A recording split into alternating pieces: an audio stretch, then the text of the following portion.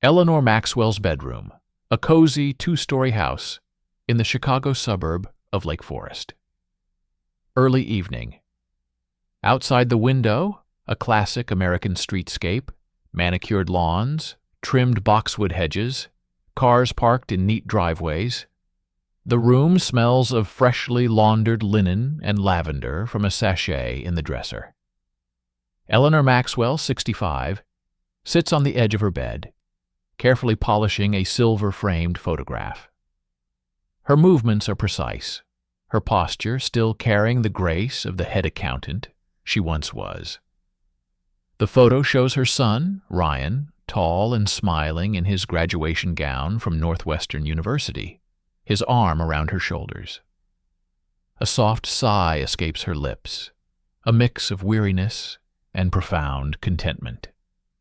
Her eyes, the color of a faded summer sky, scan the room, lingering on other framed accolades. Ryan receiving a swimming trophy at 12, a shot of him at the piano, a more recent one in a sharp suit on his first day at PetroSynergy Corp.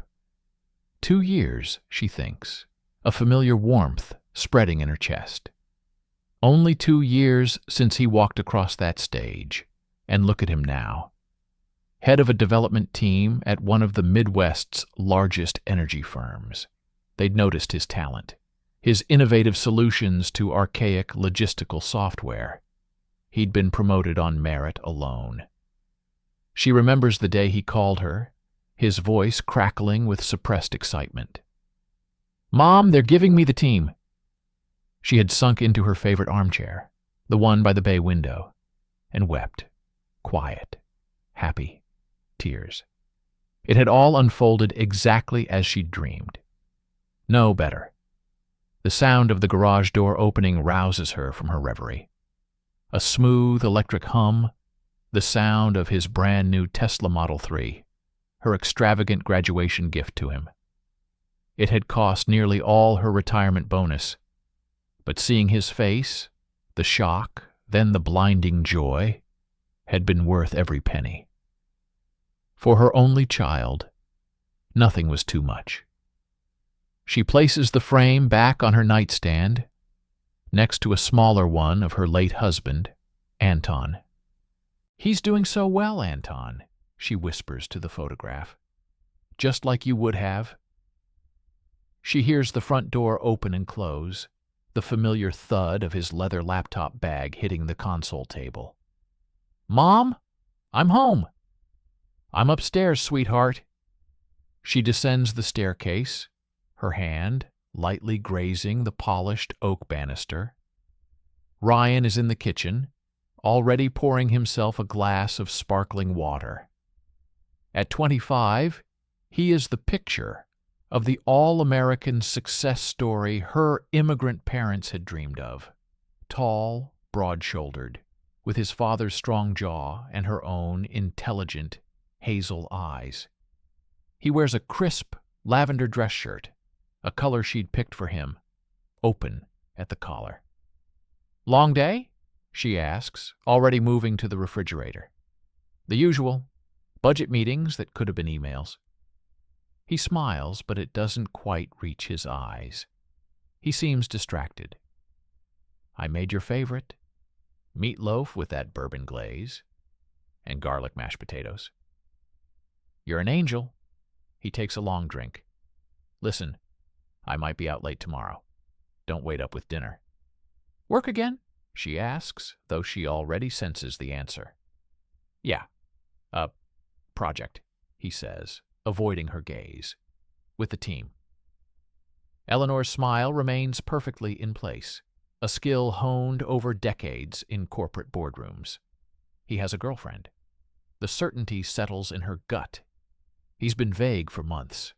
Late nights, weekend hackathons, a new, more careful grooming routine.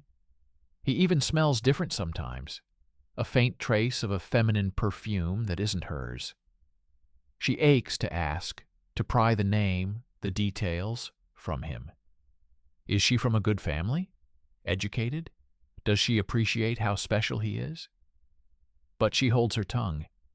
He will tell her when he's ready, when it's serious. This one probably isn't, she reasons, watching him scroll through his phone. If it were serious, he'd want me to know. He'd be proud. A flicker of possessiveness, sharp and sudden, surprises her. He's her masterpiece, her greatest achievement. The woman who wins his heart must be worthy. Later, as she irons his shirts for the week, a ritual she clings to, she allows herself to dream. She sees an elegant wedding at the Drake Hotel. A sophisticated, polished daughter-in-law, perhaps a lawyer or a fellow engineer from a stable, professional family. Well-mannered, successful, someone who would be an asset, not a burden. Ryan deserves the very best. He is, after all, a gift, not just to her, but to the world. And she, Eleanor Maxwell, had sculpted him into this man. She had done everything right. The soft hum of the iron fills the quiet house. Down the hall, Ryan is on a video call, his voice a low murmur. Eleanor catches a glimpse of his reflection in the hallway mirror. He's smiling, a relaxed, unguarded smile she hasn't seen directed at her in a while. It's the smile that confirms everything. She smooths out a wrinkle on the Oxford cloth, her own reflection looking back at her.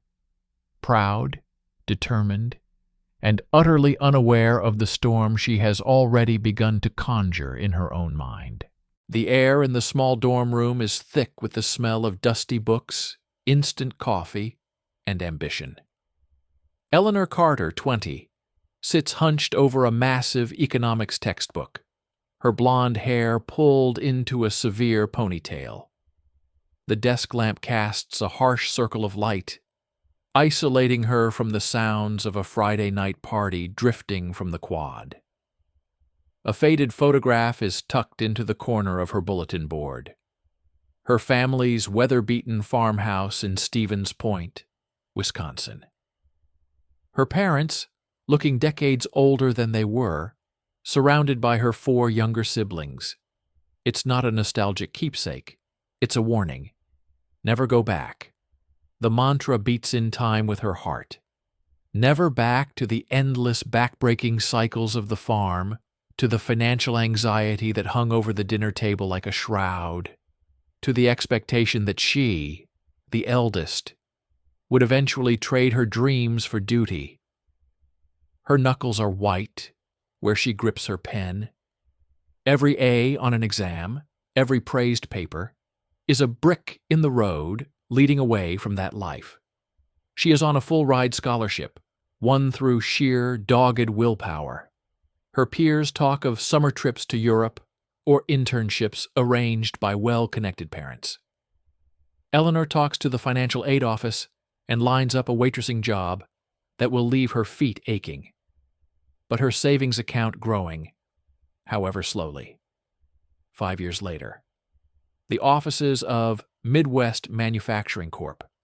The air hums with the click-clack of early electric typewriters and the low murmur of serious business.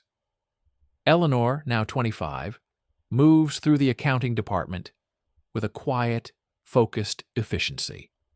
Her cheap suit is impeccable, her posture straight. She is the youngest person in the room by a decade. The dean, true to his word, had made a call.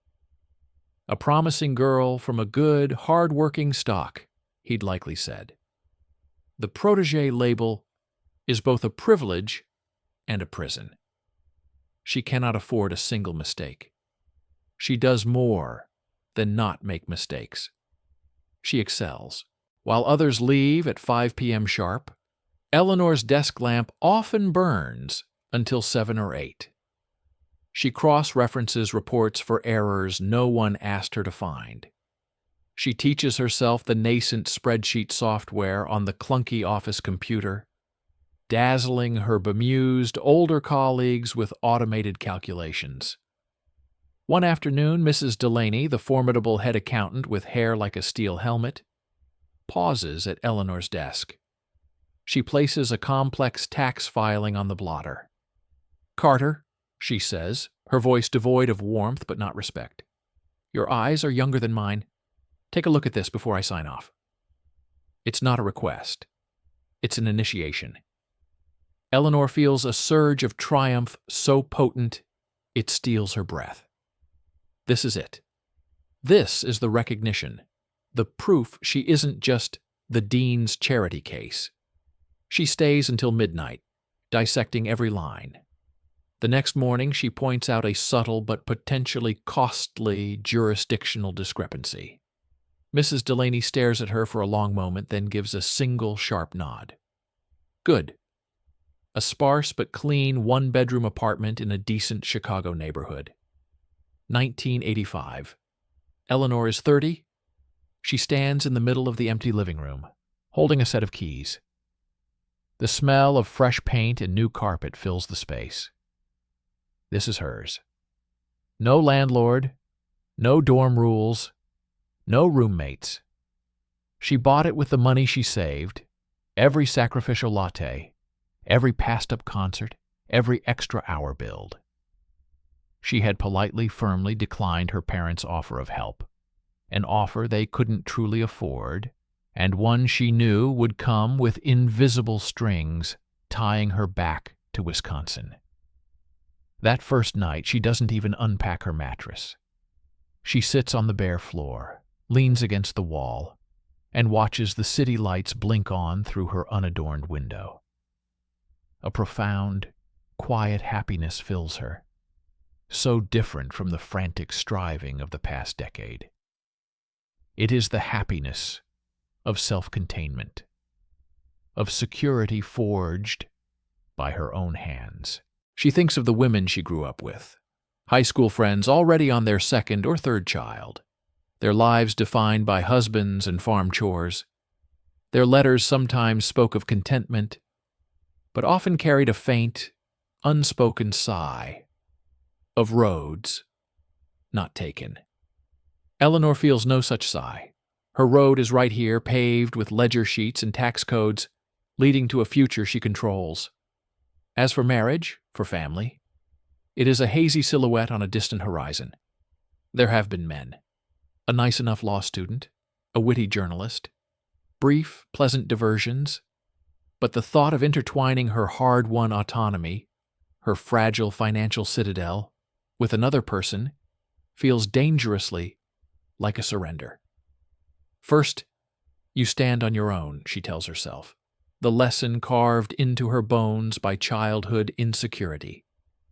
Completely. Then, and only then, can you afford to lean.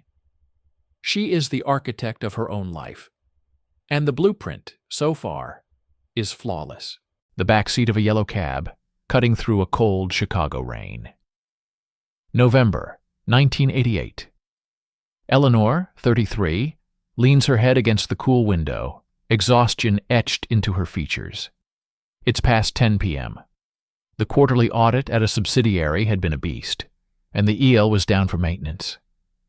The cab smells of old vinyl, pine air freshener, and the damp wool of her coat. Rough night?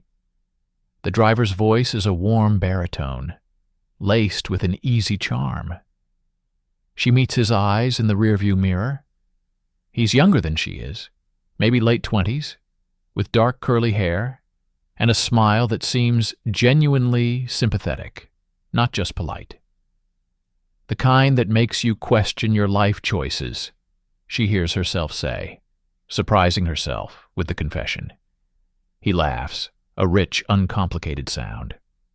"Tell me about it.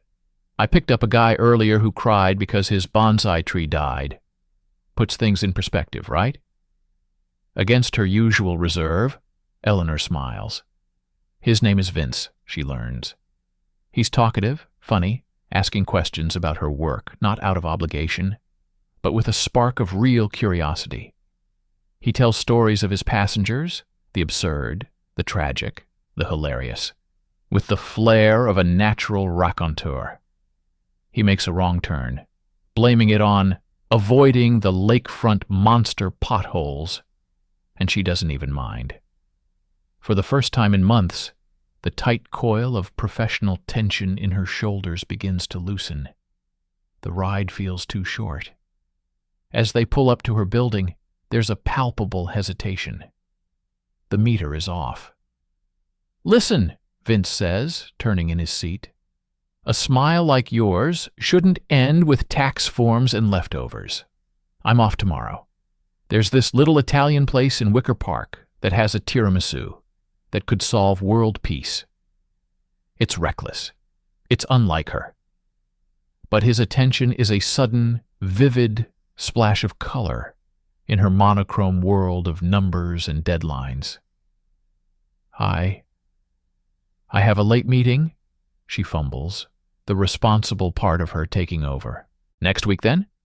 He doesn't push, just holds out a small, grease-stained business card. "Vince, reliable rides," a phone number scrawled on the back. She takes it. Maybe. He calls the very next evening, and the one after that. Scene: Eleanor's apartment, 6 months later. Summer sunlight streams in. The apartment is no longer a sterile monument to independence. Vince's worn leather jacket is slung over a chair. A guitar leans in the corner. The air smells of garlic and oregano. He's cooking, something he does with a joyful, chaotic energy that both enthralls and unnerves her. He had moved in gradually, a toothbrush, then some clothes, then himself, escaping a cramped situation with his divorced sister and her kids back in Gary, Indiana. "You've saved me, Ellie," he'd said, kissing her neck. "This place, it's like heaven." And for a while, it is. Eleanor, who has spent a lifetime being the responsible one, the caretaker, finds herself cared for. Vince remembers how she takes her coffee. He fills her apartment with music and terrible, endearing jokes. He massages her feet after long days and creates feasts from the most basic groceries. He looks at her as if she's the most fascinating woman in the world, and for the first time since her parents' farm, she feels seen, not for her efficiency or her intellect, but simply as a woman. The red flags are small, easily rationalized. His taxi shifts become irregular, then stop. "The dispatcher's a crook," he complains. "And it's dangerous out there, Ellie. You wouldn't believe the characters."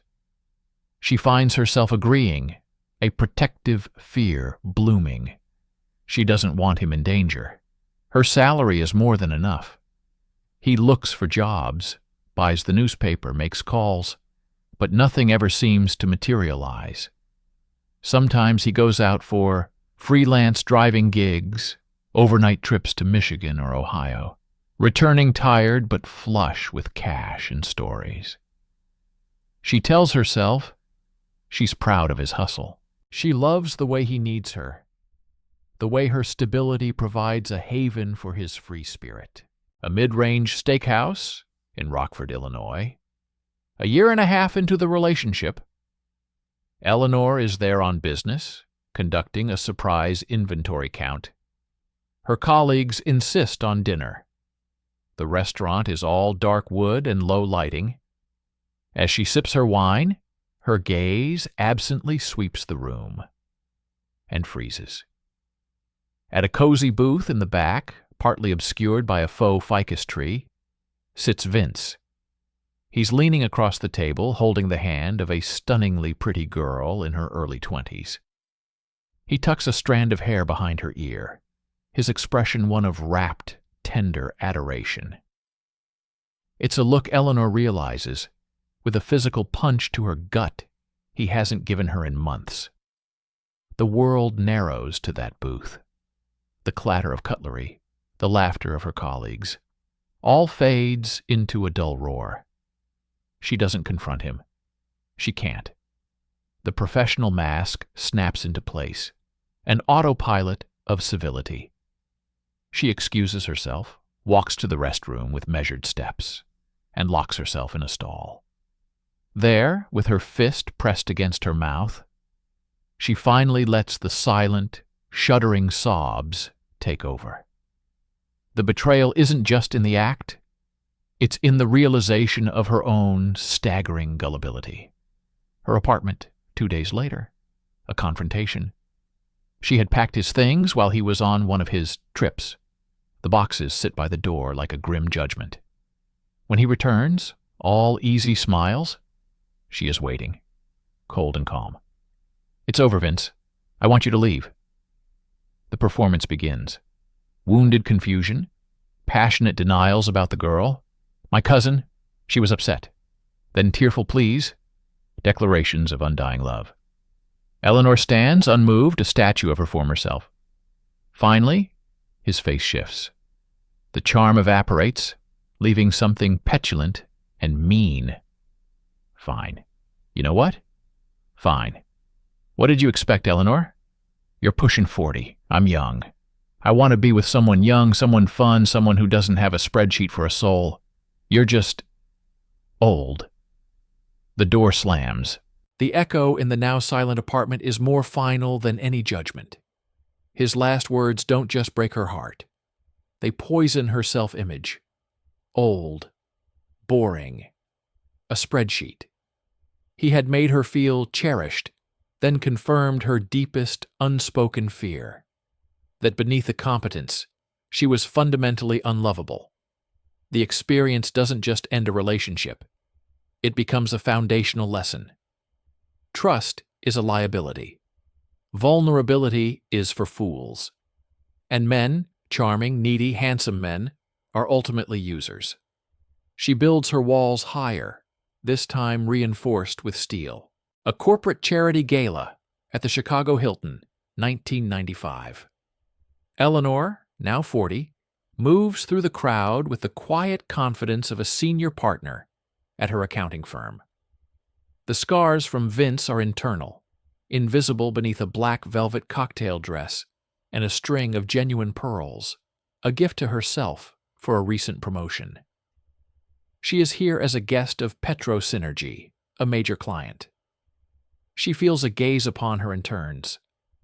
Anton Petrovich, 45, the newly appointed CEO of a Petro Synergy partner company, is watching her from across the room. He is not handsome in Vince's flashy way. He is substantial, solidly built, with intelligent gray eyes and a calm, observant demeanor. He excuses himself from a group of investors and makes his way to her. "Eleanor Carter," he says, his voice a pleasant rumble. "I've been reviewing the quarterlies your team prepared. Impeccable work. It's a rare thing, such clarity." "Thank you, Mr. Petrovich. It's our job to make the complex understandable." "Anton, please." He smiles, and the lines around his eyes crinkle. "And I suspect it's more than a job for you. It's a calling." He doesn't flirt. He acknowledges. He asks about her insights on the new tax legislation, listens intently, and offers a perspective from the operational side. When he asks her to dance, it feels like a natural continuation of the conversation. His courtship is deliberate, respectful, and utterly different.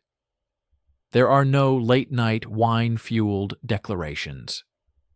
Instead, there are reservations at Topolobampo, thoughtful gifts, like a first edition of an economist she'd mentioned admiring and practical support, connecting her with a contact who helped streamline her firm's software migration. With Anton, she feels valued, not worshipped. There is no dizzying passion, but a profound sense of being on solid ground. He is a harbor after a storm. Anton's penthouse apartment overlooking Lake Michigan. 1 year later. Eleanor, in a simple silk sheath, stands beside Anton as a judge pronounces them husband and wife. His 2 adult children from his first marriage, a daughter in law school and a son in finance, smile politely. It is a small, elegant affair. Security, not spectacle. On their wedding night, in the master suite filled with his modern art and her few, carefully chosen antiques, she feels compelled to honesty.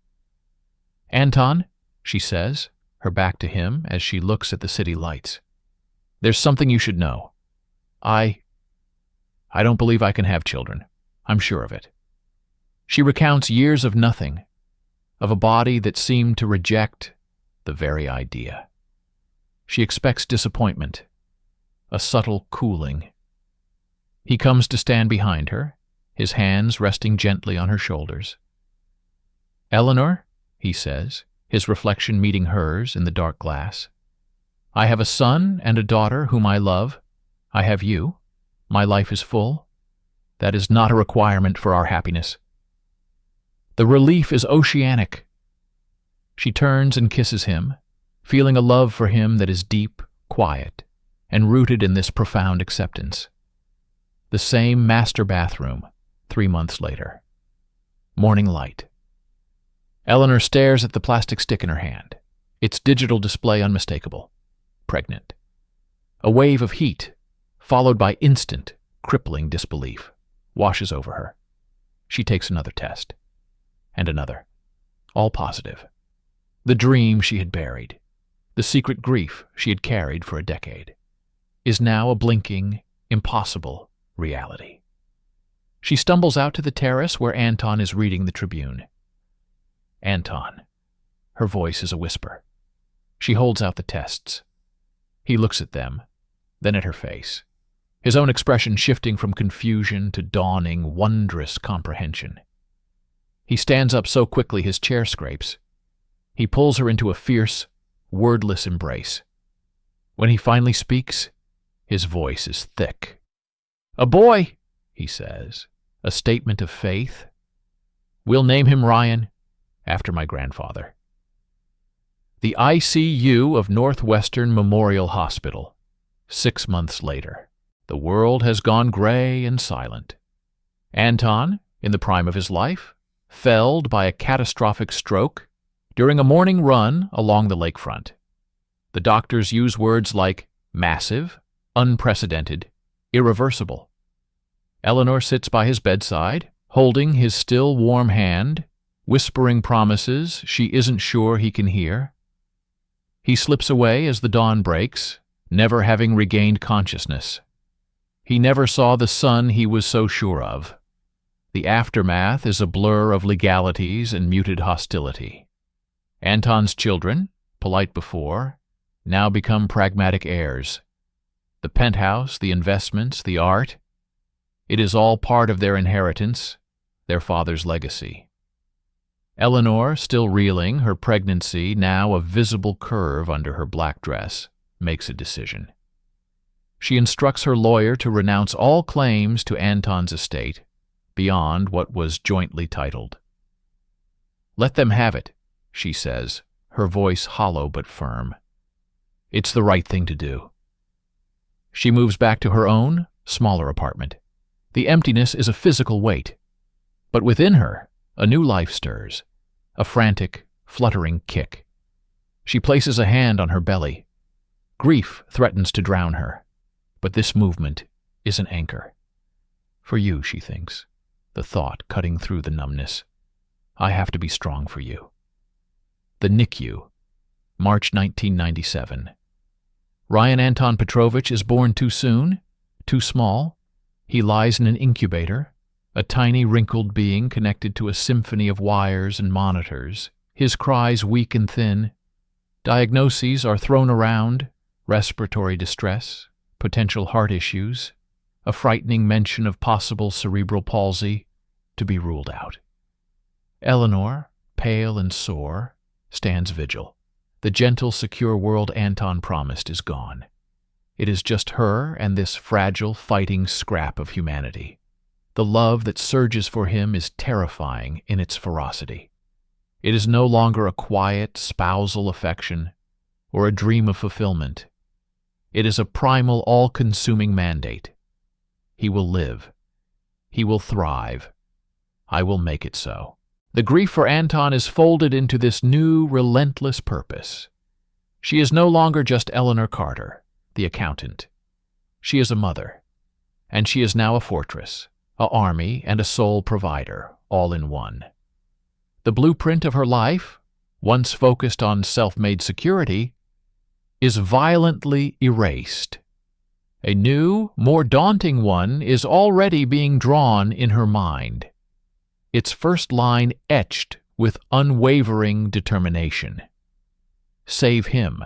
A pediatric specialist's office, then a physical therapy gym. The late 1990s. The air smells of antiseptic and earnest effort. Eleanor, now in her early 40s, is a fixture in these spaces. Her briefcase holds not just spreadsheets, but binders of medical journal articles, notes from consultations, and bills. She has become a field general in the war for her son's health. Ryan, at 3, is a small, intense boy with large, watchful eyes. He wears tiny leg braces. Eleanor is on the floor with him, patiently guiding him through exercises meant to strengthen his underdeveloped muscles. Push, Ryan. Push the ball to Mommy. You can do it. Her voice is calm, encouraging, a steady metronome against his frustrated whimpers. She has learned to translate medical jargon into action, to argue with insurance companies, to find the one specialist in Cleveland who might have a new approach. Every gained ounce, every clumsy step taken without the braces, is a victory she files away, a brick in the foundation she is building for him. Their living room, early 2000s. The braces are gone. The medical binders are stored away, replaced by new ones, for swimming, for piano, for gifted programs. The apartment is a map of curated enrichment. One wall displays his swimming medals from the YMCA. In the corner, a second-hand Yamaha piano, her biggest splurge that year, stands where the TV might normally go. Ryan, now 7, practices scales, his small fingers precise. Eleanor listens from the kitchen, correcting his timing not with criticism, but by tapping the rhythm on the counter. And again, sweetheart. Make it smooth like the lake. The bookshelves sag with titles. The Chronicles of Narnia. Child-friendly biographies of scientists. Atlases. She reads to him every night. Not just bedtime stories, but chapters from Treasure Island. Making voices for the characters. She has ignited in him a voracious love for stories, for worlds beyond their walls. It is a deliberate inoculation against the limitations of their small family unit. A middle school science fair, 2008. Ryan, 12 and finally looking robust, even athletic, stands beside a complex diorama of the solar system with working LED lights for stars. He explains the gravitational pull of Jupiter to the judges with a calm, technical authority that is startling in one so young. Eleanor watches from the back of the gym, her heart a tight knot of pride. He wins first prize.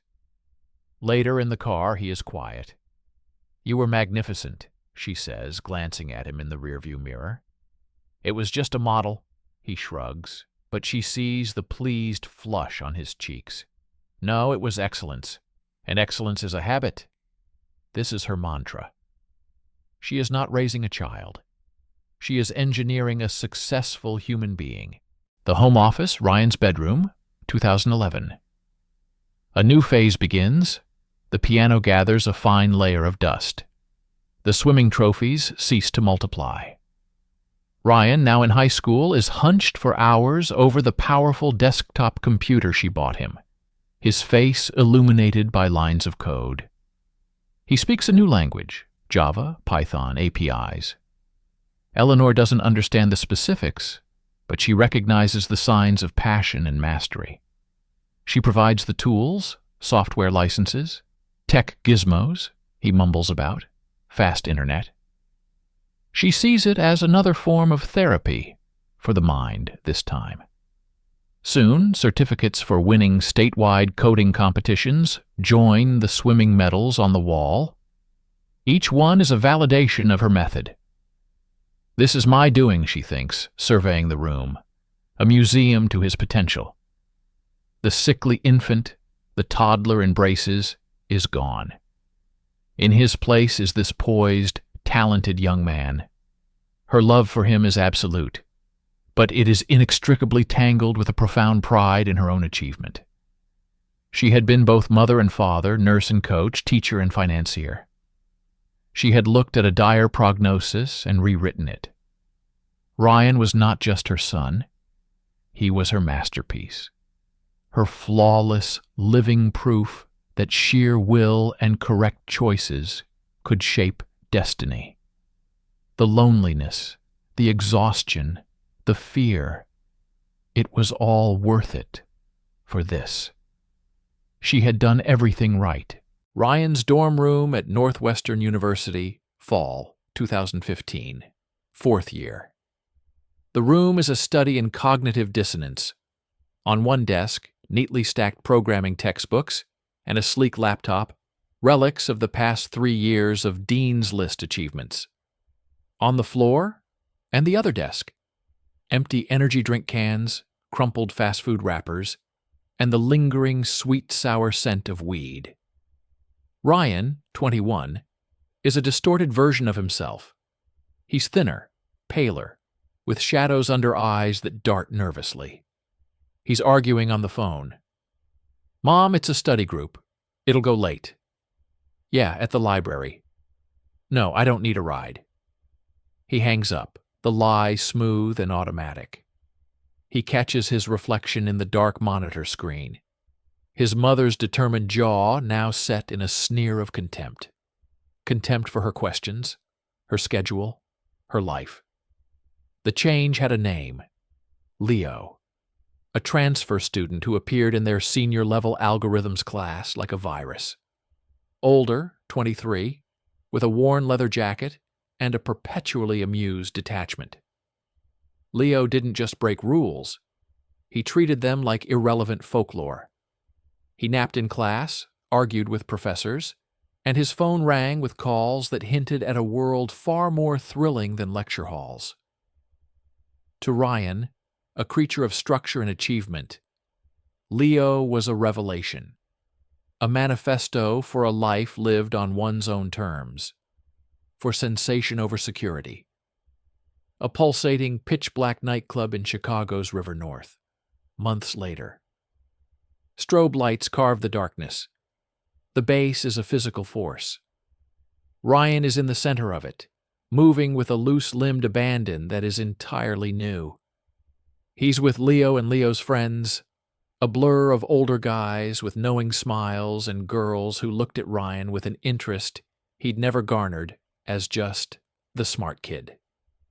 The air is thick with sweat, perfume, and something else, a chemical sharpness. Earlier, in a grimy club bathroom, Leo had handed him a small, crudely rolled joint. "Don't worry, man. It's just herb." Takes the edge off. Helps you actually feel the music. Ryan had hesitated for only a second. To refuse would be to rejoin the world of homework and his mother's disappointed sighs. He took it. The high was a revelation. A warm, confident wave that dissolved his anxieties and made him feel invincible, funny, desired. Now the world is liquid and brilliant. He stumbles back to the dorm at 4 a.m., his head throbbing, the music still echoing in his skull. He sleeps through his morning classes. He misses a key project deadline. The first F of his life appears on the student portal. He feels a flicker of panic, but Leo's voice in his head drowns it out. "University is a scam, man. They're just programming you for a cubicle. You're already smarter than these tenured clowns." Eleanor's living room, Thanksgiving break. The tension is a third presence in the room. Ryan is sullen, snapping at her questions. The carefully prepared turkey sits largely untouched. "Your dean called me, Ryan," Eleanor says, her voice tight with controlled alarm. He says you've missed 11 classes in 3 weeks, that you're in danger of failing. Ryan slams his fork down. So what? You and the dean can have your little meetings about me. I'm not a child you get report cards on anymore. Watch your tone, she says, icy. I have done everything for you. Everything. And this is how you repay it? By throwing your future away for what? Parties? You've done everything to me, he erupts, standing up, his chair scraping violently. Your perfect plans, your perfect little boy. Well, maybe I'm sick of being perfect. He takes a step toward her, his hand rising in a sudden, jerky gesture. For a terrifying second, she thinks he might hit her. She flinches, her eyes wide with shock and fear. He sees it, sees the fear in his mother's eyes. A wave of self-loathing mixes with the residual anger, but he channels it outward. Just stay out of my life, he growls, and storms out, grabbing his jacket. Eleanor's walk-in closet, a week later. She reaches for her grandmother's sapphire pendant, a piece she saves for very special occasions. The velvet box on the top shelf is lighter than it should be. Her heart stops. She opens it. Gaps stare back at her. The gold chain from Anton, the diamond studs from her promotion, the delicate bracelet. Gone. The realization is a cold knife. He hadn't just rebelled. He had become a thief. Her son had stolen from her to fund his descent. The garage of a condemned house in a decaying neighborhood. Winter. This is Leo's spot. It reeks of mildew, stale beer, and despair. Ryan is here, shivering on a stained mattress. He's been here for days, crashing after the latest bender. The money from the jewelry is gone. His phone buzzes. A final notice from the university. Academic dismissal. The word blurs in his vision. This is it. The ultimate failure. The final, irreversible tear in the blueprint his mother had drawn. Leo is across the room, snoring. Ryan looks at his friend, at the squalor, and feels nothing but a vast, hollow terror. He has become everything his mother feared, everything he was built not to be. The masterpiece is not just damaged, it is shattered, lying in the filth of this garage. He has nowhere to go. The fortress of his mother's love feels like a prison he can never return to, and this freedom he sought has become a cage of his own making. He is utterly, completely lost. A desolate bus shelter on Cicero Avenue, on the industrial South Side. A bitter February night, 2016. The wind howls, cutting through layers of grimy clothing like they're gauze. Ryan huddles on the cracked fiberglass bench, a human sculpture of ruin. He's been walking for hours, driven from Leo's garage by a paranoid fight, with no money, no plan, and the dregs of something harsh leaving his system. The physical crash is total. His bones feel like ground glass, his stomach churns, and a tremor runs through him so violently his teeth chatter. The world swims in and out of focus. The sodium vapor streetlight bleeds into a sickly halo. The graffiti on the shelter wall writhes. This is it. The thought surfaces, clear and cold amidst the chaos. This is how it ends. Not with a bang, not an overdose in some club, but here, on a bench, forgotten. He's too weak for fear, too empty for regret. He lies down, curling into a fetal position, the cold of the plastic seeping into his bones. The snow begins to fall, tiny, icy kisses that feel like a final benediction. He closes his eyes. Scene.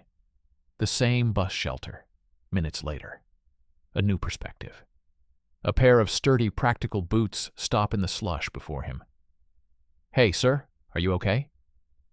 The voice is young, female, laced with concern, not fear or disgust. Ryan can't muster the energy to open his eyes. A gentle hand touches his shoulder. Hey, can you hear me? The touch is professional, seeking a pulse at his wrist. He manages a groan. Oh, God. Your pulse is thready. You're freezing. The voice is decisive now. He hears the quick taps of a phone screen. Yes, I need an ambulance at the Cicero Avenue bus shelter just south of 79th. Male, early 20s, hypothermic, altered mental status, possible OD. Hurry, please. Ryan forces his eyes open. A face swims above him. Not the made-up, party-hard faces he's known.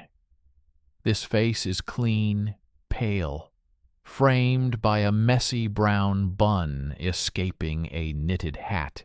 Huge, dark blue eyes, the color of a deep lake, are wide with alarm but steady. She's shrugging out of her own puffy coat. I'm a nurse. I'm going to put this on you, okay? Just stay with me. What's your name? He tries to speak, but only a ragged breath comes out. The warmth of her coat is an unimaginable luxury. She keeps talking, her voice a lifeline she throws into the void he's falling through. The ambulance is coming, just hold on. Look at me. Stay with me. He focuses on those lake blue eyes. They don't judge the filth, the failure. They simply see a life in need of saving. In that gaze, he isn't Ryan the disappointment or Ryan the burnout. He is just a person on a bench. And for the first time in over a year, that feels like enough. A stark, bright hospital room. 2 days later. Ryan floats in a haze of fluids, warmth, and crushing shame. A doctor, a no-nonsense man in his 50s, stands at the foot of his bed. You are one exceptionally lucky young man. Your blood work was a chemistry set of bad decisions. Another half hour out there, and we'd be having a different conversation. You owe that young lady your life. She literally stood in traffic to flag down the ambulance when it missed the turn. Ryan just stares at the ceiling. Detox is just step one, the doctor continues, his tone softening minutely. You need real help. Inpatient. This path you're on has a very short runway. Ryan shakes his head, a feeble movement. No, I'm fine. I'll just stop. The doctor gives him a long, pitying look. Think about it. The bed here is yours for another day. The door opens. It's her. The girl from the bus stop. She's in pastel blue scrubs now, a hospital ID badge clipped to her pocket. Dasha, CNA. She looks tired but offers a small, tentative smile. You're awake. Good. You didn't have to come, he croaks, ashamed to be seen in the thin hospital gown, tethered to IVs. I wanted to make sure you made it, she says simply, pulling a chair close. She doesn't bombard him with questions. She sits in a comfortable silence for a moment, then asks, Do you like hot chocolate? The machine here makes a surprisingly non-toxic version. He nods, unable to form words around the lump in his throat. Her kindness is a foreign language he's forgotten how to speak. The hospital cafeteria, the next day. Dasha is on her break. She brings him a terrible sandwich and sits with him.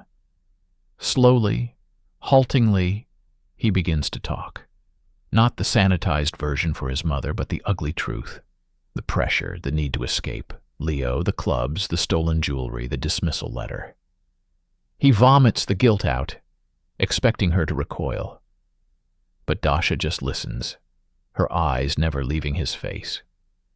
When he finishes, spent, she says softly, My family lost our farm in Wisconsin when I was 16.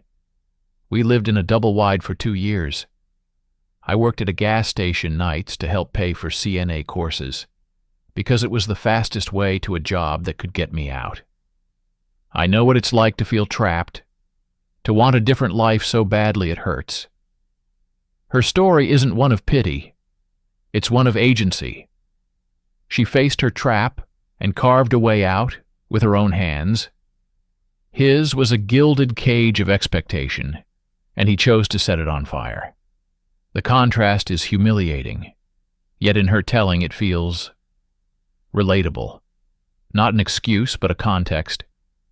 Ryan's bedroom at his mother's house a week after discharge. Late night. His phone buzzes. It's Leo. Party at the spot. New stuff. You in? The old itch flares. The promise of numbness, of belonging, of escape from the heavy weight of starting over. As he stares at the text, another comes in. It's Dasha. Can't sleep. Rewatching The Martian for the 10th time.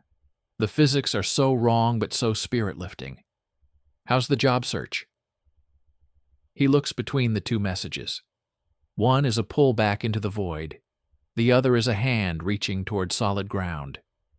His phone rings. It's Dasha. He answers. Hey, she says, her voice quiet. I had a weird feeling. You okay? Leo texted. About a party. There's a long silence on the other end. When she speaks, her voice is different. Not pleading, but firm, clear as a bell. Ryan, listen to me. You can go. But if you do, don't call me again. Don't text me. We're done. The ultimatum hangs in the air, brutal in its simplicity. I can't be part of that life, even from the sidelines. I won't watch you choose it. So choose. Them or me. But choose right now. In that moment, he doesn't see the club, the fake camaraderie, the chemical bliss. He sees her eyes in the bus shelter, the only light in the darkness. He sees the double-wide trailer she escaped, and the dignity in her every step since. I'm choosing you, he says, the words feeling like the first true ones he's spoken in years. I'm choosing you, Dasha. He blocks Leo's number. The rescue was not a single act on a snowy night. It was a series of choices. And tonight, for the first time, he chooses his own salvation. And it has her name. A Cramped Campus Library Carol, Northwestern University, Fall 2016. The air smells of old paper, dust, and intense focus.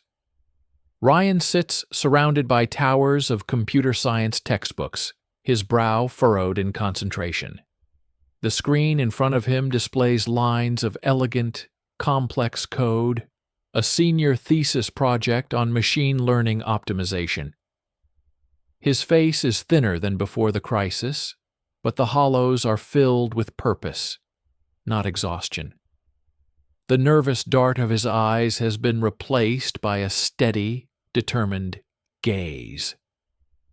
Readmission had been a battle fought with humility and his old professor's grudging belief in his raw talent. He presented his case, medical withdrawal, followed by documented outpatient treatment. He showed them the freelance website he'd built during recovery, the clean, functional code for local businesses. I lost my way, he told the stern department head, meeting his eyes. I'm asking for a chance to finish what I started. I won't waste it. They gave him the chance, a probationary return. He hadn't wasted a second. Dasha's influence is a quiet undercurrent. A packed lunch sits beside him, turkey on whole wheat, an apple, a note in her neat script. You've got this. Remember, even the Mars rover had to reboot sometimes.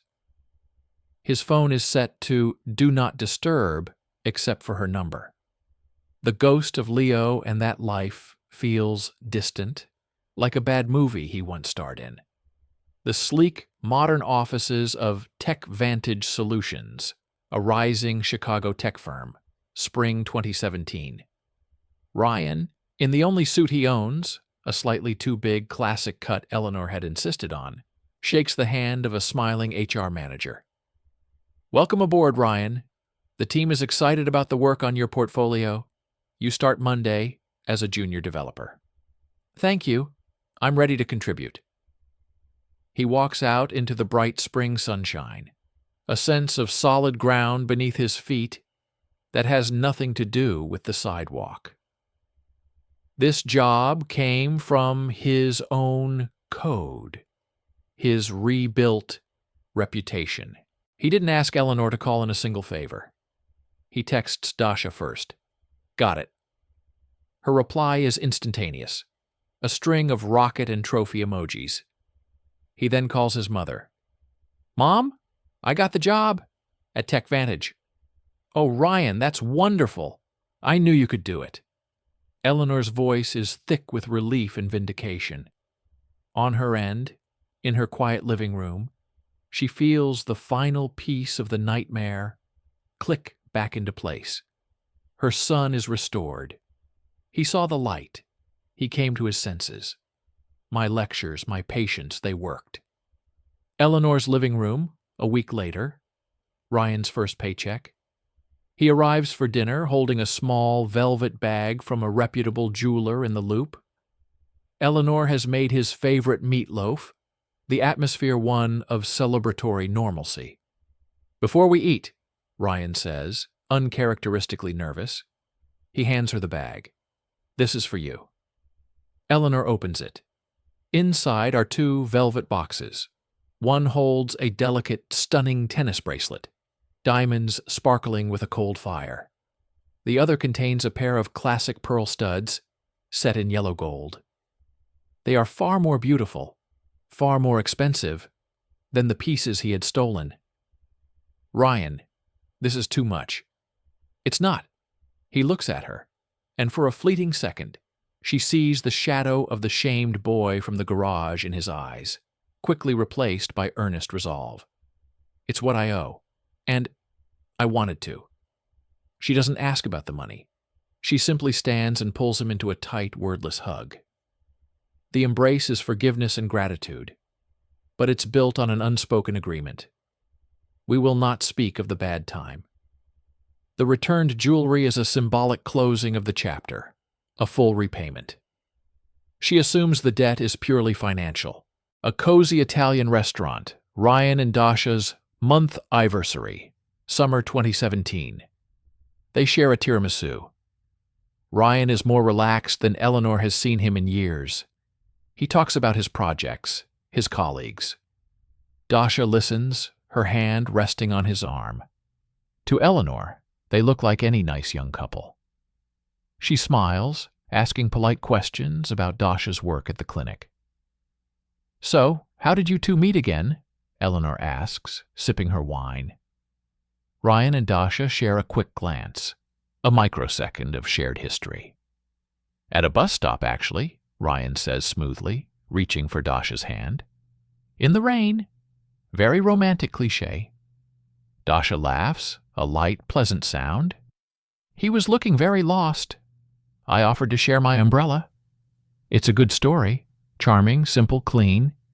It contains a kernel of truth, the bus stop, but surgically removes the context of despair, the ambulance, the hospital. It's the officially sanctioned origin story, the one fit for public consumption, and most importantly, for Eleanor. Ryan can see the slight tension leave his mother's shoulders. She accepts the tale. It fits her revised narrative. Her son had a brief, rough patch, then met a nice, steady girl who helped him settle down. As they drive home, Eleanor feels a deep contentment. The crisis was a terrifying anomaly, a fever that broke. Her son is back on his trajectory, wiser for the stumble. The scaffolding she built, the values, the work ethic, held. It just needed him to rediscover it himself. And perhaps this sweet, simple girl from a modest background, Eleanor has gathered that much, was a positive, stabilizing influence.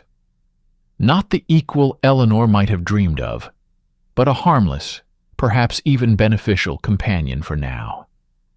She doesn't see the silent conversation that passed between them at the table. She doesn't see the anchor that Dasha truly is. She sees a closed chapter and a bright future.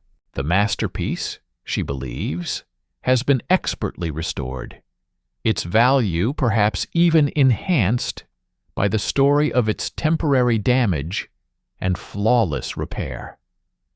The cracks, she is sure, are only visible to her, and only as a reminder of a lesson learned. Eleanor's meticulously set dining room. A Saturday evening.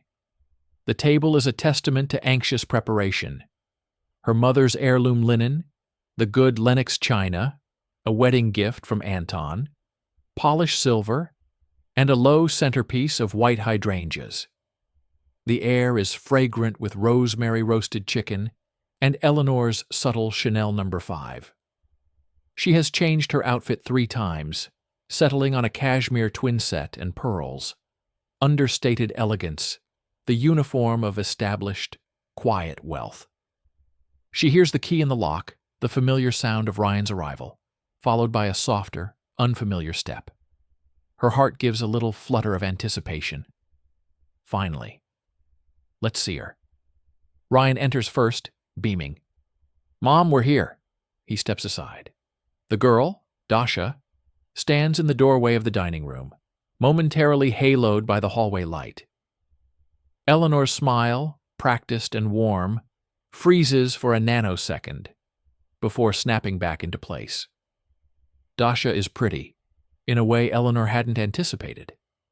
Not the polished, blow-dried beauty of a Lake Forest debutante, but a fragile, ethereal prettiness.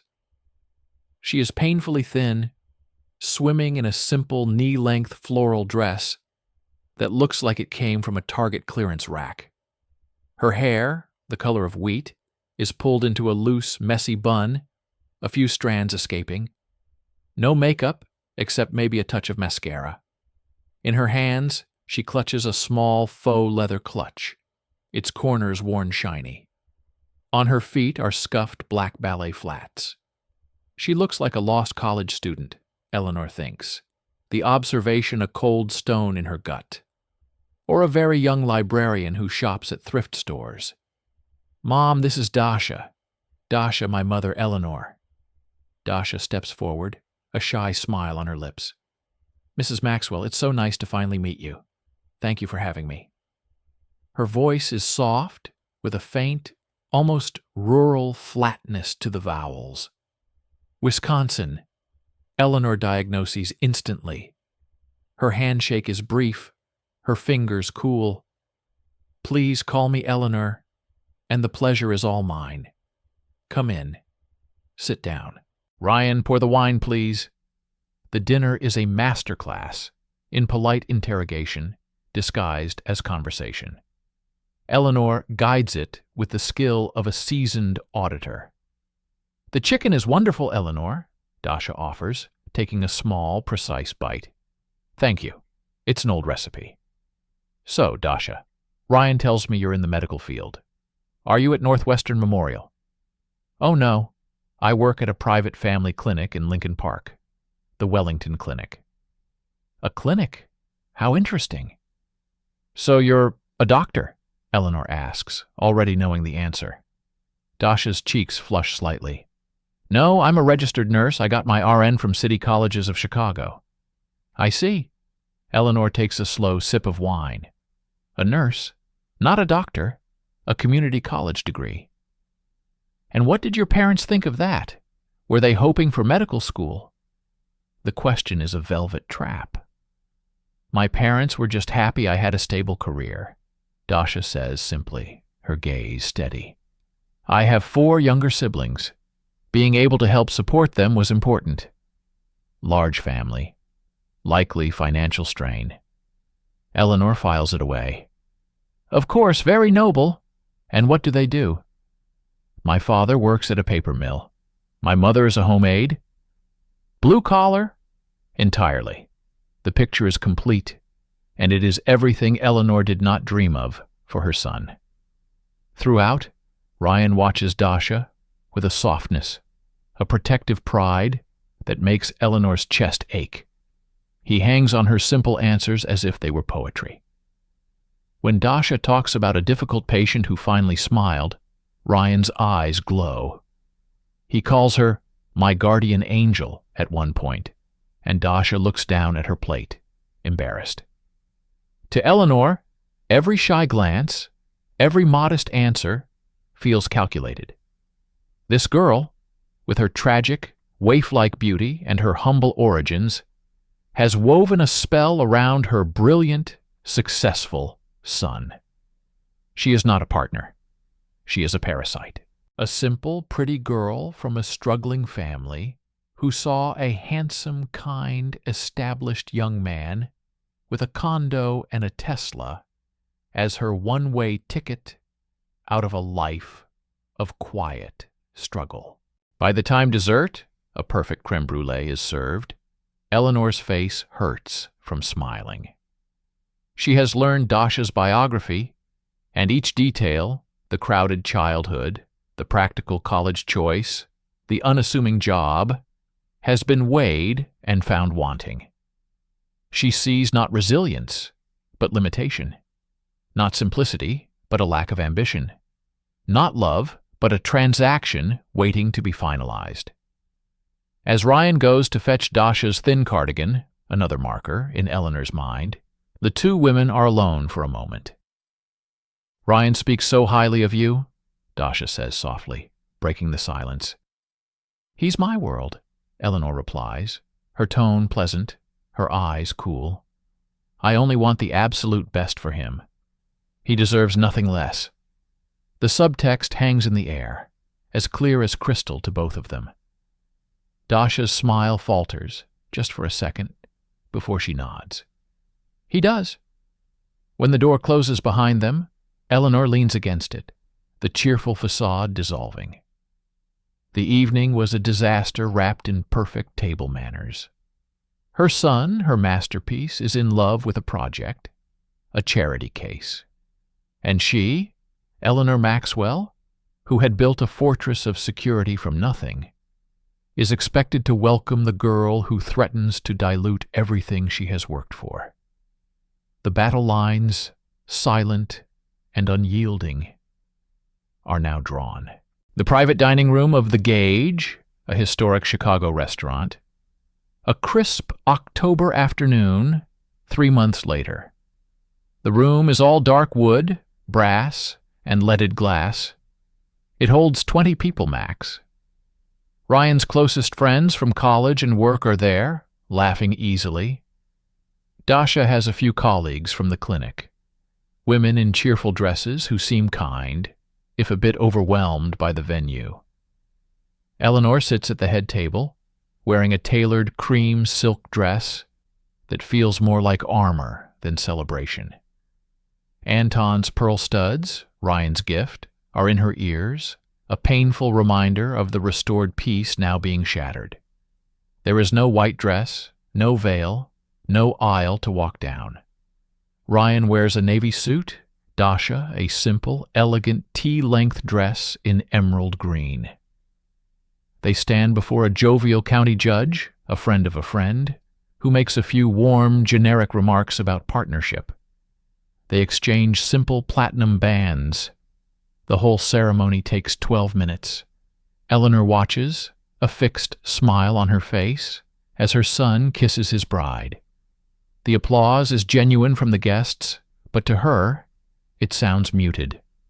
This is not a wedding, she thinks. This is a business meeting with champagne.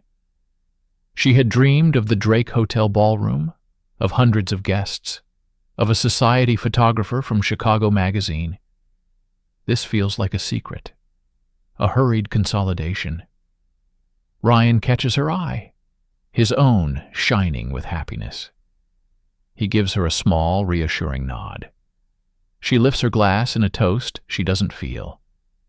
The restaurant's patio, later. Ryan and Dasha are mingling. Eleanor finds herself standing with one of Dasha's nurse friends, a bubbly redhead named Chloe. "And they're just flying to Miami for a long weekend," Chloe is saying, sipping her Prosecco. "Dasha said they'd rather spend the money on experiences than a one-day party. I think that's so smart, don't you?" "Experiences," Eleanor echoes, the word tasting bitter. Yes? How modern? Chloe, oblivious, barrels on. And Dasha was so insistent you not go to any trouble. She's the most low-maintenance person I know. Low maintenance, Eleanor translates. Undemanding, unambitious. She sees Dasha across the patio, laughing at something one of Ryan's techie friends said. The girl looks radiant, genuinely happy. It only deepens Eleanor's conviction. This simplicity is a performance, a strategy to make herself the easy, uncomplicated choice against which any dissent from Eleanor would seem like hysterical snobbery. Ryan comes over, slipping an arm around his mother's stiff shoulders. You okay, Mom? You've been quiet. It's lovely, Ryan. Just not what I imagined for my only son's wedding day. He sighs, the happiness in his eyes dimming a fraction. Mom, we talked about this. A big, stressful production. That's not us. This is about us, not a show for a crowd. Us? Eleanor says softly, the pronoun feeling exclusionary. I see. Eleanor's living room, over the next several months. A series of strained visits. At first, the newlyweds come for Sunday dinner every week. The dynamic is painfully polite. Eleanor watches Dasha like a hawk, her criticisms cloaked in helpful advice. Oh, that's a colorful blouse, Dasha. I have a wonderful personal shopper at Neiman's, if you ever want to update your wardrobe. Thank you, Eleanor. I'm comfortable like this. Or, Ryan tells me you're thinking of taking a cooking class. I have Julia Child's Mastering the Art of French Cooking. The foundations are everything. I actually just like following online recipes. They're less intimidating. Each deflection, each quiet assertion of her own preferences, feels to Eleanor like a subtle rebellion. Dasha is not molding herself to fit into their world. She is expecting their world to shrink to accommodate her. The visits become bi-weekly, then monthly. The excuses are always Ryan's, delivered over the phone in a tired voice. Mom, Dasha has a shift. We're just really tired this weekend. We're painting the condo. One Sunday, after they've canceled for the third time in a row, Eleanor calls Ryan, her patience gone. Have I done something to offend your wife? She asks, her voice sharp. A long pause. She thinks you don't like her, Mom. And to be honest, it's hard to miss. You pick at everything. The way she talks, the way she eats, her job. I'm trying to help her, to give her the benefits of my experience. Is that a crime? Or is she too sensitive to hear it? Another pause, heavier. She's not sensitive. She's perceptive. And it's exhausting for her. It's exhausting for me. We come over to relax, not to be under a microscope. So it's my fault. I'm the villain for caring about standards. Mom, no one's a villain. But maybe we just need a little space for a while, until things calm down. The line goes quiet after their goodbyes. Eleanor stands in her silent, perfectly curated living room, the receiver buzzing in her hand. Space. The word is a condemnation. He is choosing her. He is choosing that quiet, unassuming girl over the mother who built him, who fought for him, who saved him from himself. The distance between the houses is only miles, but the chasm that has opened in her heart feels continental. The wedding wasn't the end of something. It was the beginning of a cold, quiet war of attrition, and she is losing ground with every passing day. The Wellington Clinic, Lincoln Park, a Tuesday afternoon. The air in the waiting area is a careful blend of serenity and sterility. Soft, neutral tones, abstract watercolor art, the faint, clean scent of lemon verbena. Eleanor sits on a plush dove-gray sofa, clutching her purse. The abdominal pain that brought her here has subsided. but the private clinic's efficiency and her good insurance had secured her a last-minute ultrasound slot. She fills out forms, her practiced script flowing onto the clipboard. A gentle laugh, warm and familiar, cuts through the ambient piano music. Eleanor's head snaps up. Across the spacious reception area, near a doorway marked "Consultation Rooms," stands Dasha. She is in her pale blue scrubs, a stethoscope draped around her neck. She is smiling up at a man, a doctor.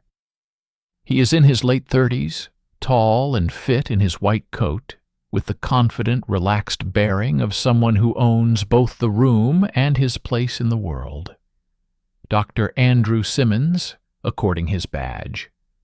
It's not the professional interaction that stops Eleanor's breath. It's the look on his face. He is gazing down at Dasha, not with collegial courtesy, but with unabashed, tender admiration. His body is angled toward her, his head tilted as he listens to something she's saying. He reaches out and, with a gesture that seems instinctive, tucks a stray strand of hair that had escaped her bun behind her ear. His fingers linger near her temple for a heartbeat too long. Dasha doesn't pull away. She tilts her head slightly, her smile softening into something private, almost intimate. She says something else and he laughs, a low, delighted sound. The energy between them is a visible thing, a bubble of mutual fascination that excludes the sterile world around them. Eleanor's world narrows to that scene. The pain in her abdomen is forgotten, replaced by a cold, sharp thrill of vindication that feels like a physical blow. So, this is it. Her hands tighten on her purse straps. The modest, shy girl playing the devoted wife has another life.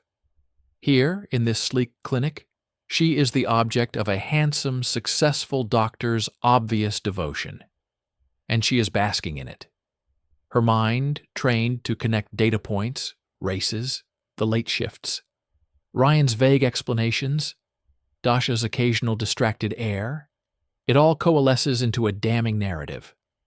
This wasn't just a harmless office crush. This was an affair. Dr. Simmons was the reality. Ryan, with his tech salary and condo, was the safe harbor, the financial plan B. And the pregnancy? A cold dread mixes with the sick satisfaction. The child. Is it even Ryan's? The doctor says something, touches Dasha's elbow lightly, and turns to walk down the hall. Dasha watches him go for a moment, her expression unreadable from this distance, before turning back to her clipboard. Eleanor quickly looks down, her heart hammering against her ribs. She feels no impulse to confront them. This is not a moment for messy scenes. It is intelligence gathered. Critical, irrefutable intelligence. She has seen the truth with her own eyes. The pretty poor nurse from Wisconsin wasn't just a social climber.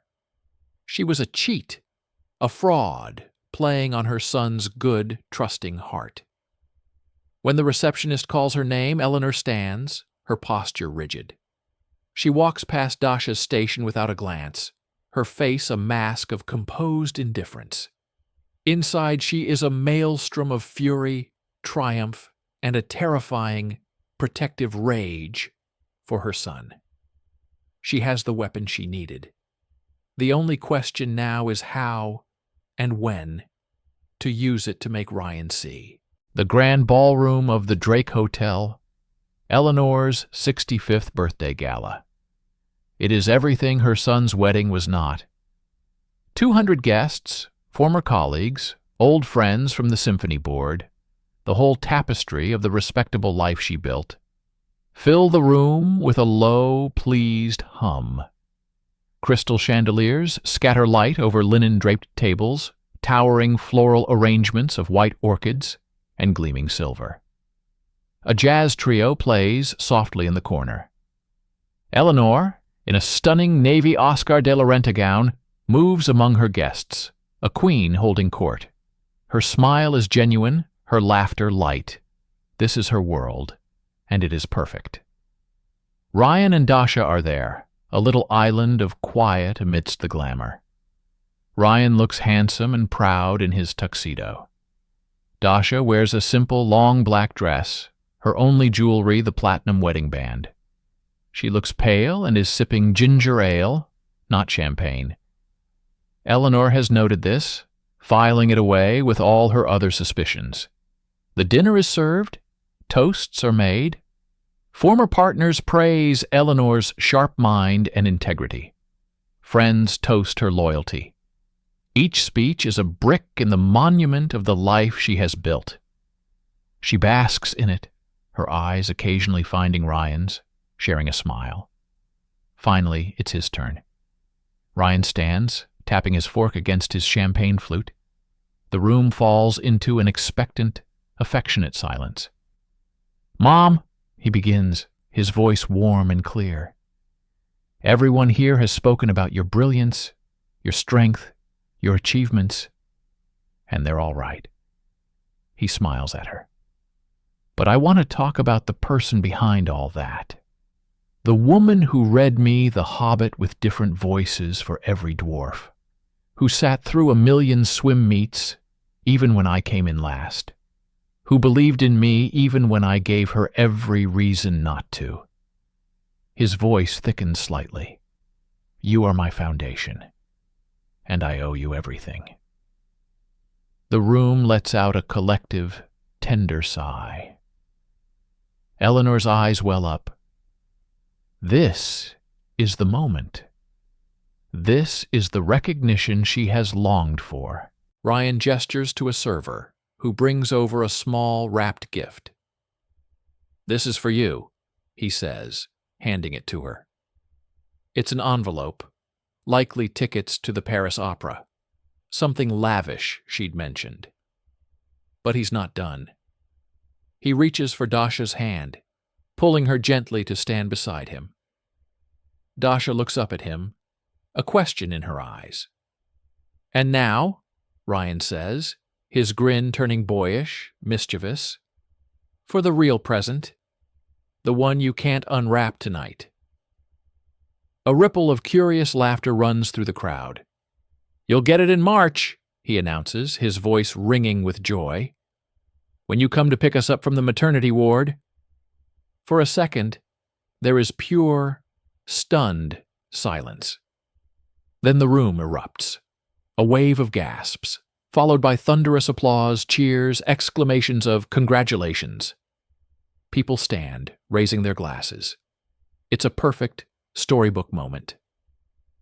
Eleanor sits perfectly still, at the center of the storm. The envelope in her hands feels like ash. The applause is a roaring in her ears. She looks at Dasha's flat stomach, now understanding the loose dresses, the ginger ale. She looks at Ryan's radiant, proud face. And then her eyes lock with Dasha's across the table. In that instant, she doesn't see a future grandmother's joy. She sees the clinic, Dr. Simmons's adoring gaze, his hand touching Dasha's hair, the secret, intimate smile. A cold, clear fury, white-hot and absolute, rises in her, cutting through the shock. It is a protective fury for her son, who is being made a fool of in front of everyone he knows. It is a furious vindication of her own judgment. And it is a desperate, catastrophic need to shatter this beautiful lie before it poisons them all. The applause begins to die down. People are resuming their seats, beaming at the happy couple, at Eleanor. Ryan is helping a blushing Dasha sit back down. In the lull, Eleanor stands up. The movement is slow, deliberate. The room quietens, expecting a grandmother's tearful speech of thanks. She doesn't look at the guests. She looks directly at her son, her voice cutting through the expectant silence, cold and sharp as shattered crystal. "Ryan," she says, The single word kills the last of the chatter. That's wonderful news. A beat of terrible, suspended silence. Her next question drops into the quiet room like a bomb. But are you sure the child is yours? The effect is instantaneous and horrific. A unified, sharp intake of breath from 200 people. The jazz trio falters, then stops dead. Ryan's face transforms. The joy is wiped away, replaced first by utter incomprehension, then by a dawning horror that bleaches the color from his skin. He looks as if she has physically struck him. Dasha makes a small, choked sound. Her hands fly to her mouth, her eyes wide with a devastation so profound it seems to physically shrink her. The color drains from her face, leaving her chalk white. She looks from Eleanor's icy mask to Ryan's shattered expression, and something in her breaks. Without a word, without a glance at anyone, she pushes her chair back, gathers the skirt of her dress, and flees from the ballroom, a hand pressed to her mouth. Da!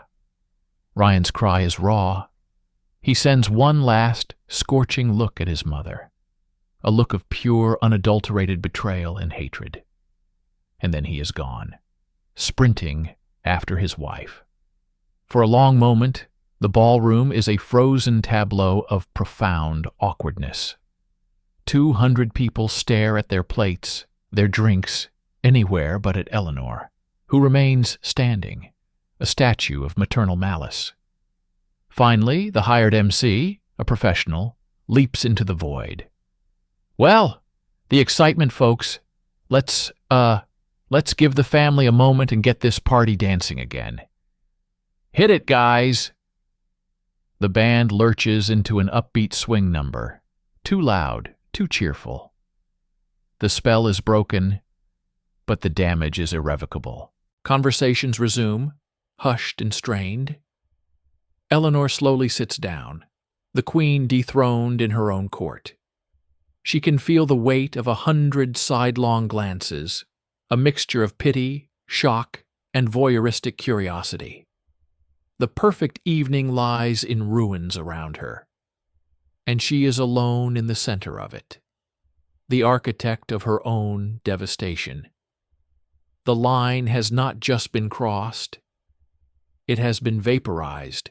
Eleanor's house, the days and weeks following the party, the grand, silent spaces of her home, once a source of pride, become an echo chamber of her own isolation. The congratulatory bouquets from the party wilt in their vases, their dying scent a taunt. She doesn't remove them. They are a fitting monument. The phone becomes an object of dread and desperate hope. She calls Ryan. It rings, then goes to voicemail. You've reached Ryan. Leave a message. His voice, so familiar, now feels like a recording from a past life. She calls again, and again. On the 5th try, it rings once and goes straight to voicemail. Blocked. The finality of that automated shunt is a physical pain in her chest. She tries his landline, the number for the condo she helped him pick out. No answer. She texts, Ryan, please, we need to talk. The message shows as delivered, but never read, a digital void. She contemplates driving to his condo in the West Loop. She still has the key he gave her for emergencies. She imagines letting herself in, facing them. But the memory of his face in the ballroom, that look of pure, unadulterated hatred, paralyzes her. What if he yelled at her in front of Dasha? What if Dasha was there weeping, playing the victim? The imagined scene is too humiliating, too dangerous. She might say something else she can't take back. Or worse, she might see something, a glance between them, a shared solidarity against her, that would confirm her banishment. So she stays put. The housekeeper comes and goes in a whisper. Friends call, their voices laden with awkward concern. Eleanor, darling, what on earth happened? They've heard versions, of course. The story has spread through their social circuit like a slow, juicy poison. She offers them nothing but brittle pleasantries. A family misunderstanding. It will blow over. She can hear the disbelief on the other end of the line. Soon, the calls taper off. People don't know what to say to her. Her days take on a grim, empty rhythm. She sits for hours in Anton's old armchair by the bay window, watching the street. No Tesla glides into the driveway. No Ryan bounds up the steps. The world outside continues. Neighbors walking dogs, delivery trucks, the postman. A vibrant diorama from which she has been removed. The silence is the worst. For decades, her life had a soundtrack. Ryan's childhood laughter, the clatter of his homework, his teenage music seeping under his door, his adult voice discussing work. Now there is only the oppressive hum of the refrigerator and the distant, mocking chirp of birds. In the quiet, her mind spins, feeding on its own poison. She doesn't dwell on the cruelty of her question. She dwells on its necessity. She is a whistleblower, a truth-teller in a den of liars. She replays the scene at the clinic with cinematic detail. Dr. Simmons's loving gaze, the intimate hair tuck, Dasha's receptive smile. See? She argues with the phantom of Ryan in her mind. I had to do it. I had to shock you into seeing the truth before it was too late, before you signed a birth certificate for another man's child. The pregnancy, which should have been a source of joy, becomes the central proof of Dasha's treachery in Eleanor's narrative. She got pregnant to lock him down, she thinks. But by whom? The timing, the secrecy, it all fits. Ryan's blindness is willful, a symptom of his infatuation. Her outburst, while unfortunate in its publicity, was a surgical strike to save him from a lifetime of deception. But this armor of righteous conviction is thin. In the dead of night, another quieter voice whispers. It shows her Ryan's face again. Not the hatred, but the moment before. The proud, joyful, vulnerable light in his eyes as he announced he was going to be a father. It was the look of the little boy who'd brought her a perfect report card. She had taken that light and extinguished it, publicly, brutally. A deep, cold loneliness settles into her bones, different from anything she's known. It's not the loneliness of being single or widowed. It's the loneliness of being repudiated. Her life's work, her son, has walked away and taken her future, the grandchild, with him. The masterpiece has not just left the gallery. It has declared the artist a fraud. She waits for a knock, a call, a sign. But the only thing that comes is the relentless, empty quiet of the house and the growing, terrifying suspicion that this silence, might be permanent. She has played her ultimate card, and she has lost everything. Eleanor's living room. 2 months of silence later, late afternoon. Eleanor is reading, a biography open but unseeing on her lap. The sound of a key in the front door is so unexpected, so alien, that she doesn't register it at first. Then the familiar creak of the hinge, the solid thud of it closing. She looks up, her heart a frantic bird in her chest. Ryan stands in the archway to the living room. He is not in a suit. He wears dark jeans and a simple black sweater. He looks older, grave, and utterly calm. There is no anger on his face, only a resolute exhaustion. He holds no flowers, no peace offering.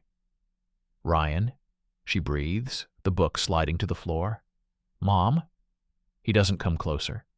We need to talk, seriously. She scrambles to her feet, hope and dread warring within her. I've been trying to call. I'm so... He holds up a hand, stopping her. Let's sit.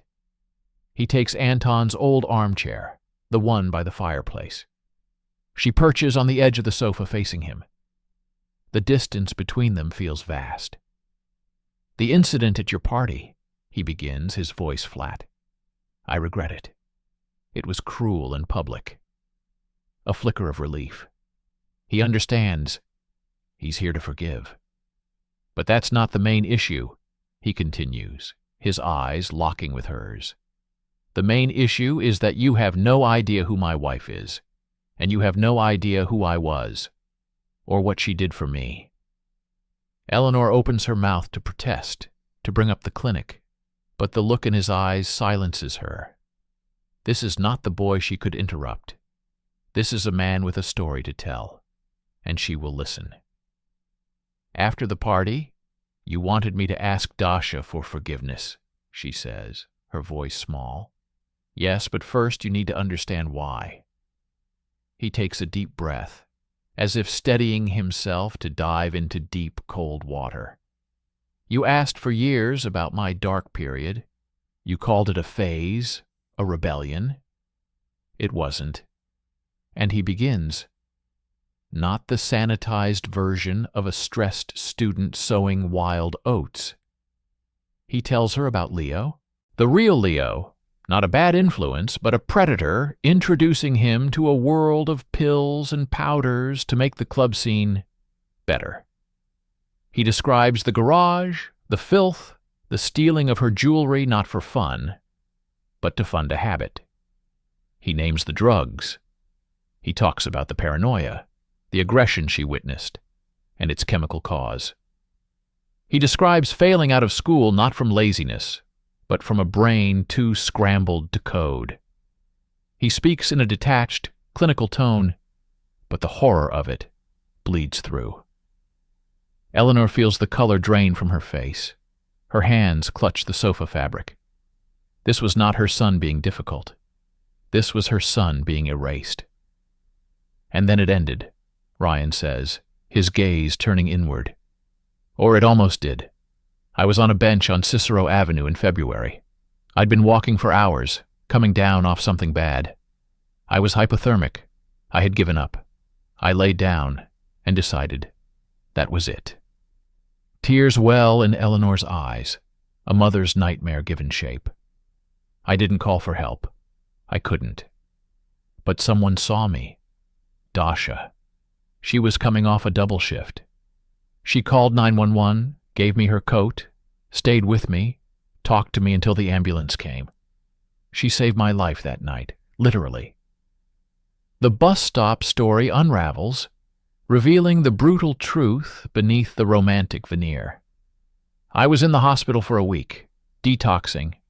She visited, not because she knew me, but because she was that kind of person. She listened. I told her everything, the stealing, the drugs, all of it. And she didn't run. She told me about her life, the farm, the poverty, working 2 jobs to become a nurse. She didn't have a safety net. She built her own floor. And I had everything, and was setting it all on fire. He leans forward, his intensity now filling the room. After I got out, Leo texted me, invited me back. I was tempted.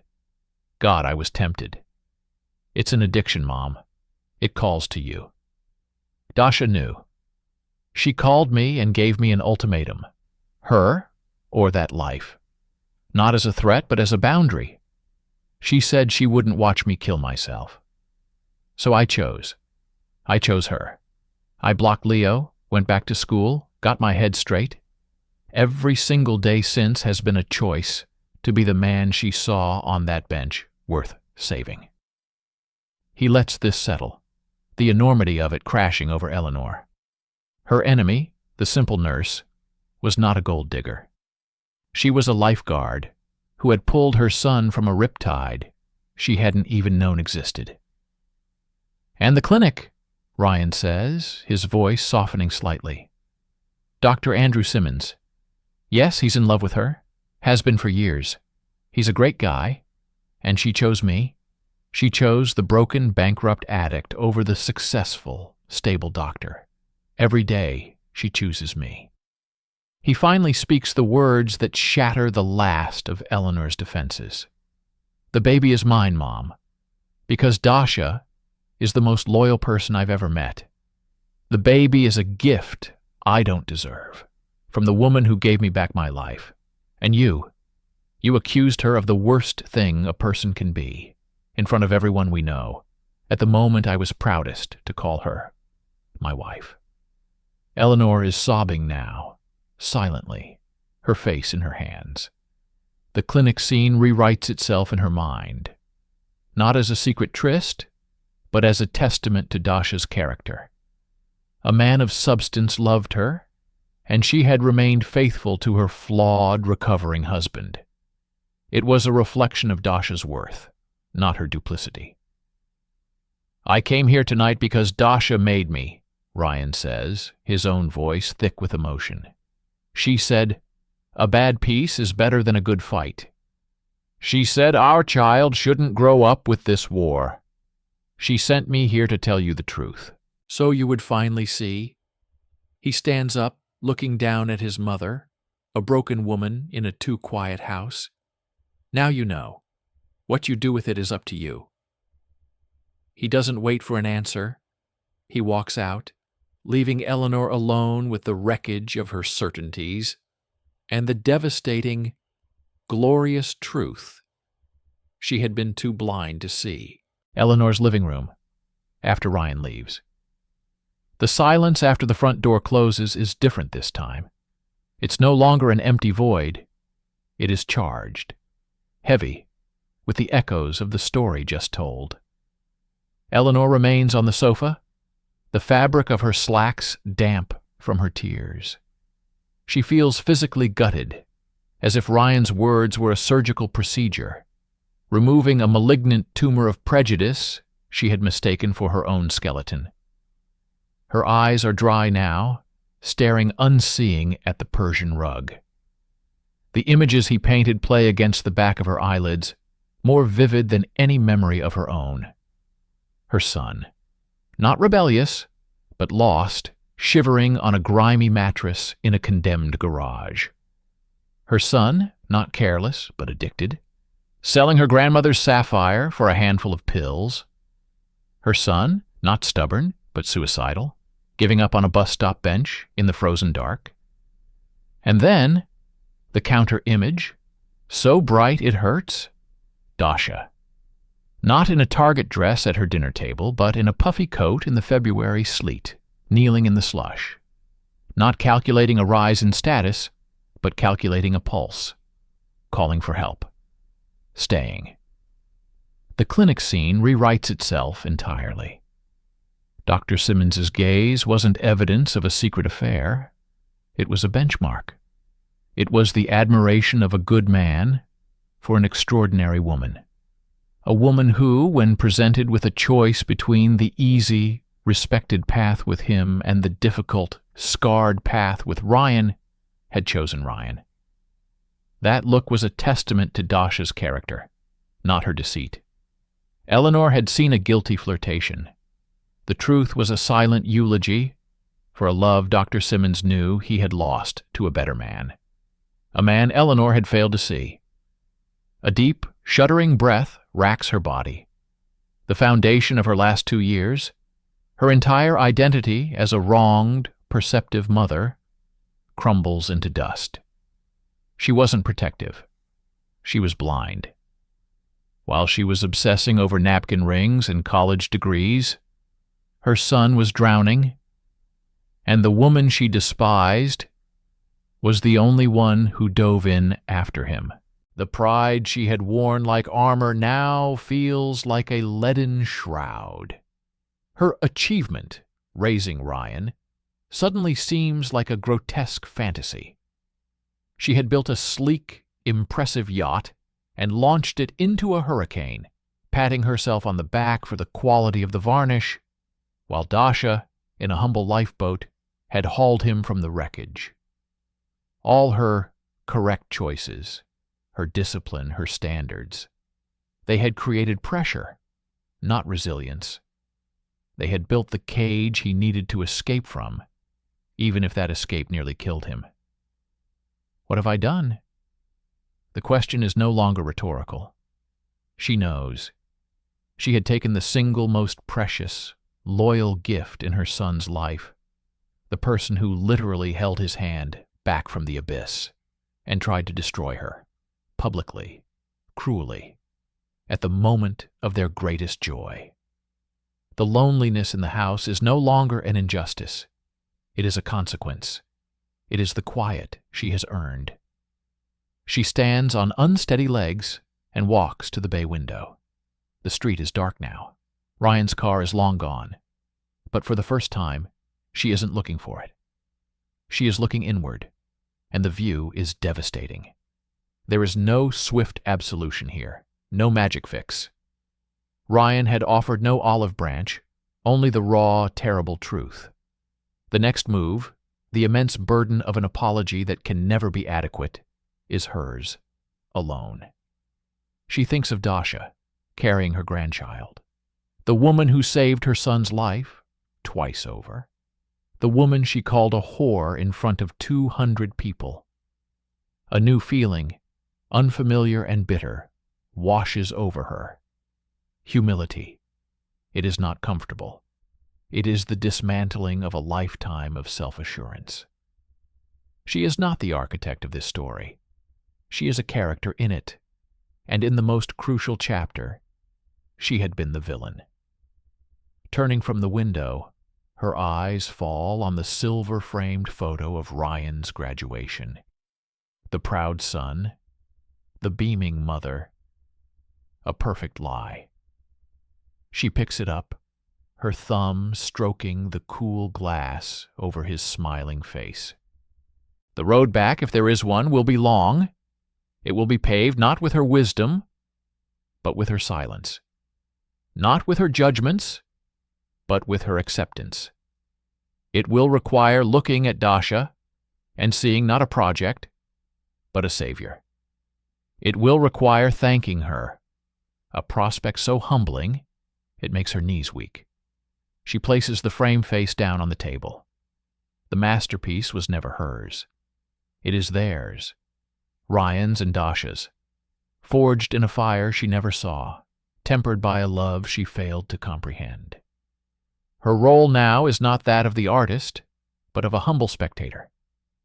Perhaps, if she is very quiet, very careful, and very lucky, she will be allowed to stand at the edge of the gallery and appreciate it from afar. The house is still silent. But for the first time in months, the silence is not waiting to be filled. It is waiting for her to finally, truly, listen.